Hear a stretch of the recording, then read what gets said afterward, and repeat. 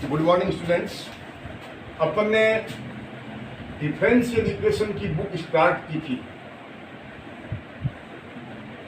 और मैंने आपको बताया था कि दो प्रकार की डिफरेंशियल इक्वेशन होती है, एक ऑर्डिनरी और एक पार्शियल। ऑर्डिनरी डिफरेंशियल उसको कहते हैं जिस इक्वेशन में dy बाई डी एक्स या इसके higher derivatives d square by by D x square, d q by, ये इनके पद यदि आ जाएं, यदि किसी इक्वेशन में इंडिपेंडेंट वेरिएबल x हो, डिपेंडेंट वेरिएबल y हो और साथ में ये डिफरेंशियल कोफिशिएंट अवकलज हो, तो उसको कहते हैं ऑर्डिनरी डिफरेंशियल इक्वेशन। आज अपन दो चीज पढ़ते हैं, एक होती है order of differential equation, order of. देखिए ये डिफरेंशियल कोफिशिएंट्स है, ये कितनी बार अवकलन किया हुआ है? एक बार। यदि आपकी डिफरेंशियल इक्वेशन में केवल इसका पद हो तो उसका ऑर्डर होगा 1। यदि ये टर्म आ जाए कि कितनी बार डिफरेंशिएशन किया है? 2 टाइम्स, तो हम कहेंगे कि डिफरेंशियल इक्वेशन की जो ऑर्डर यानी कोटि है वह 2 है। यदि ये आ जाए तो हम कहेंगे ऑर्डर कितना है? 3 है। माने किसी डिफरेंशियल इक्वेशन में हाईएस्ट कितने ऑर्डर का डेरिवेटिव एग्जिस्ट करता है, वो उसकी डिफरेंशियल इक्वेशन की ऑर्डर यानी कोटि कराती है। फॉर एग्जांपल, मैं एक डिफरेंशियल इक्वेशन ले रहा हूं,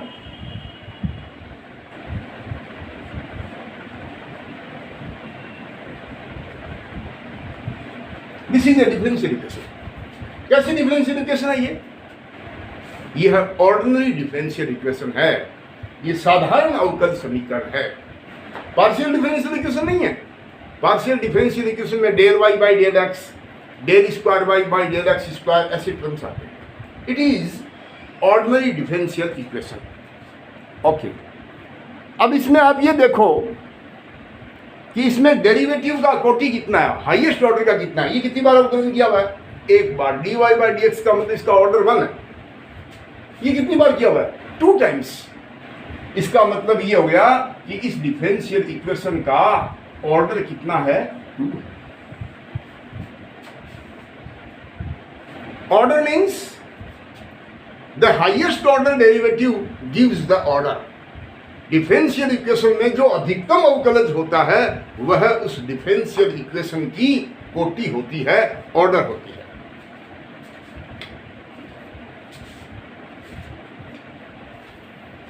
एक होता है डिग्री ऑफ डिफरेंशियल इक्वेशन।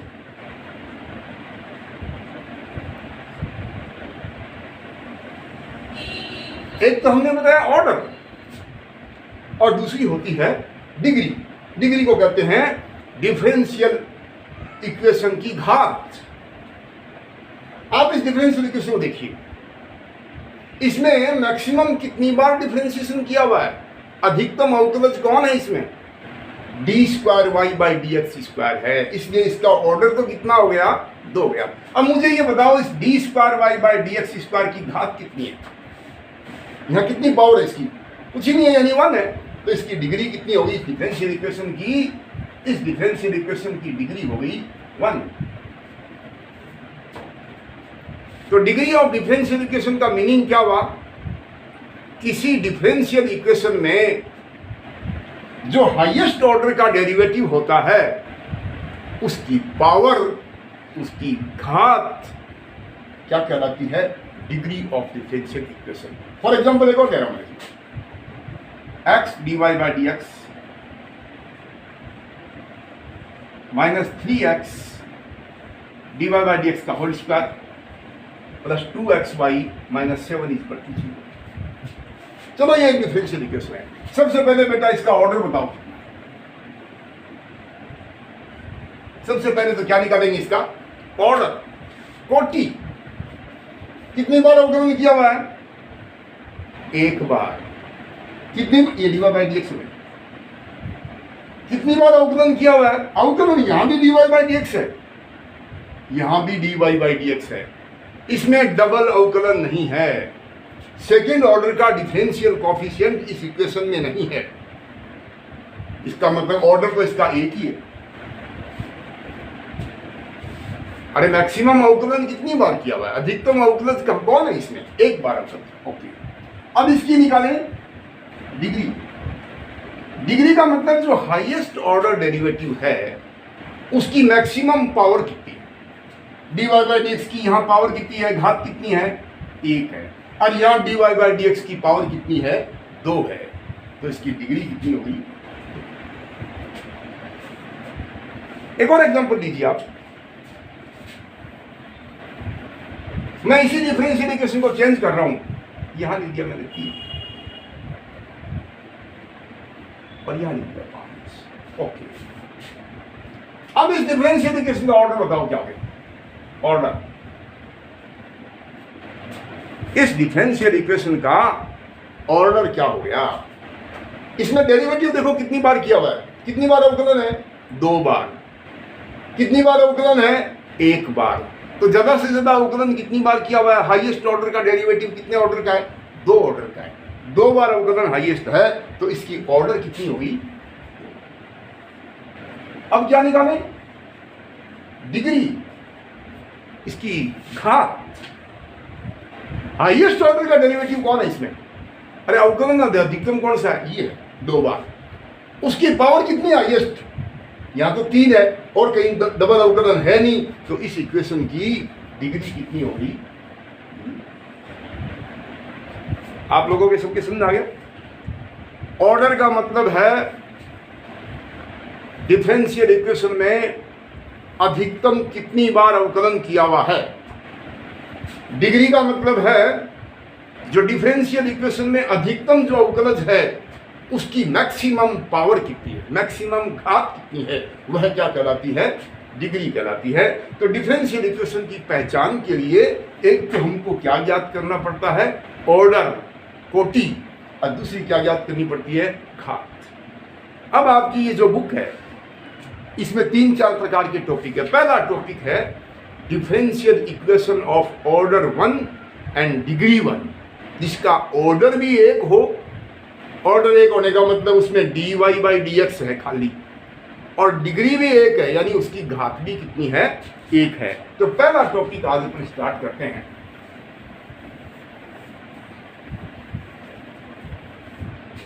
और उस टॉपिक का नाम है differential equations of order 1 and degree 1। ऐसे अवकलन समीकरण जिनकी घात यानी ऑर्डर यानी कोटि और घात दोनों कितनी कितनी है? 1-1 है। 1 से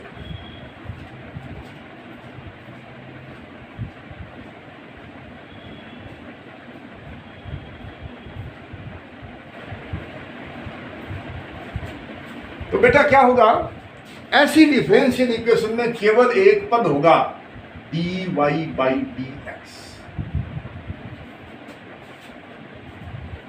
सेकंड ऑर्डर का डेरिवेटिव नहीं होगा, यानी डबल अवकलन नहीं होगा, ट्रिपल अवकलन नहीं होगा। कौन सा अवकलन होगा? सिंगल अवकलन, dy बाई dx। और बाकी के सारे पद किसके होंगे? x और y के। तो इज इक्वल टू fxy। ये इस टाइप का जो इक्वेशन होता है, dy by dx is equal to something. ये कैसी इक्वेशन है? इस इक्वेशन का ऑर्डर कितना है? 1, यानी एक बार अवकलन है, और डिग्री भी कितनी है इसमें? 1। आपकी बुक में जो पहली एक्सरसाइज है वो ऐसी डिफरेंशियल इक्वेशन है, या fxy का मान समथिंग अपॉन समथिंग होगा। अपन क्रॉस मल्टीप्लाई करेंगे तो समथिंग इंटू dy और समथिंग इंटू dx। इसको हम यूं भी लिख सकते हैं m dx plus n dy is equal.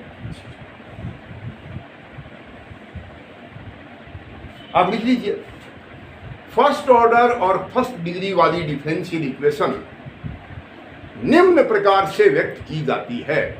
अंग्रेजी में लिखो, the differential equation of order 1 and degree 1 is given by something into D X यानी M D x plus N D Y equal to 0। ये एम और N क्या है?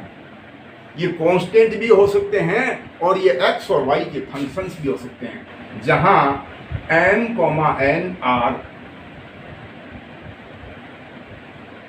Functions of x comma y और constants. जहां लिख लीजिए M तथा एन एक्स कोमा वाई की फलन है अथवा अचर है। क्या टॉपिक स्टार्ट कर रहे हैं बेटा, समझ आया क्या? आज अपन डिफरेंशियल इक्वेशन वो दे रहे हैं जिसका ऑर्डर भी एक हो और जिसकी डिग्री भी एक हो। ऑर्डर एक का मतलब केवल dy बाई डी एक्स हो, डिग्री एक का मतलब उसकी घात भी एक हो। तो ये समीकरण किस टाइप का मिलेगा तुम्हारे को क्वेश्चन में? dy by D x equal to something, cross multiply कर देंगे तो ये समीकरण कैसा आ जाएगा? Something into D x plus something into d y is equal to 0। तो अब हमारे को इसका करना क्या है? What we have to do? हमें ये dx और dy हटाना, यानी इस इक्वेशन को सॉल्व करना है। ठीक है ना? आप हेडिंग लिखेंगे मेथड्स ऑफ सॉल्यूशन, हल करने की विधि, फर्स्ट ऑर्डर फर्स्ट डिग्री के समीकरण को हल करने की विधि। आज अपन ले रहे हैं मेथड नंबर 1। देखो प्रथम विधि, when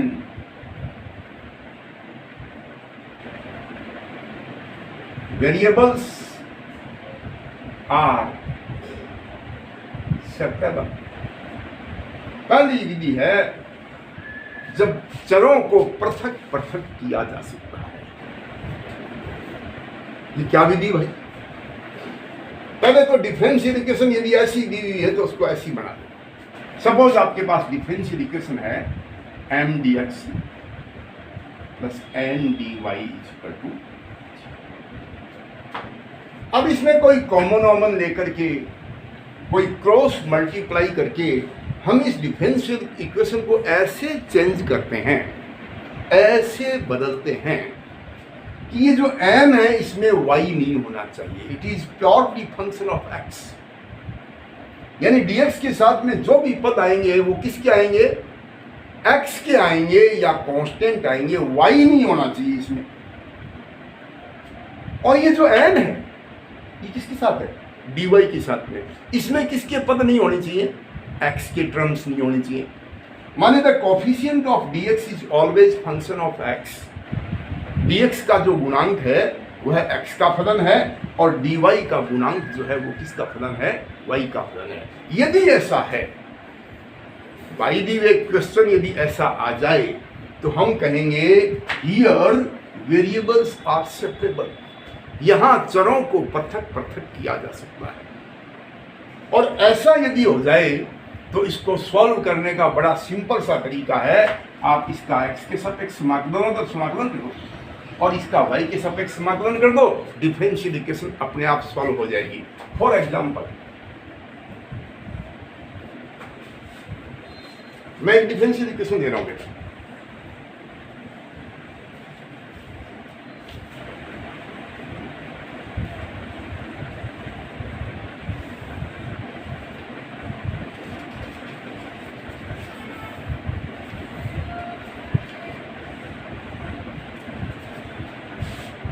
एक डिफरेंशियल इक्वेशन रखी है 1 minus x D y 3 plus y d x is equal to 0। पहला क्वेश्चन आपकी बुक का। टॉपिक आज क्या चल रहा है? प्रथम घात और प्रथम कोटि की अवकल समीकरण, differential equation of order 1 and degree 1। इस इक्वेशन की पहचान क्या होती है? इसमें केवल dy बाई डी एक्स होता है और सरल करने के बाद, सिंप्लीफिकेशन के बाद क्या होता है? इसमें एक टर्म dx का एक dy का इक्वल टू 0। तो यहाँ देखो एक टर्म dx की है, एक dy इक्वल टू 0 है। तो आप ये तो लिख सकते हैं कि यह डिफरेंशियल इक्वेशन फर्स्ट ऑर्डर और फर्स्ट डिग्री की है। लिखो नीचे, this is first order and first degree differential equation. ये है प्रथम घात और प्रथम कोटि की अवकल समीकरण। ओके, अब हम इसके वेरिएबल, पहला मेथड लगाएंगे, वेरिएबल को सेपरेट करेंगे। dx के साथ में किसके पद होने चाहिए? x के, और dy के साथ में किसके होने चाहिए? y के। फिलहाल तो नहीं है, देखो dy के साथ में x के पद है और dx के साथ में y के पद है, इनको अपन बदलना चाहते हैं। देखो कैसे बदलेंगे, या इसको यूं लिख देंगे 1 minus x D y is equal to 3 plus Y.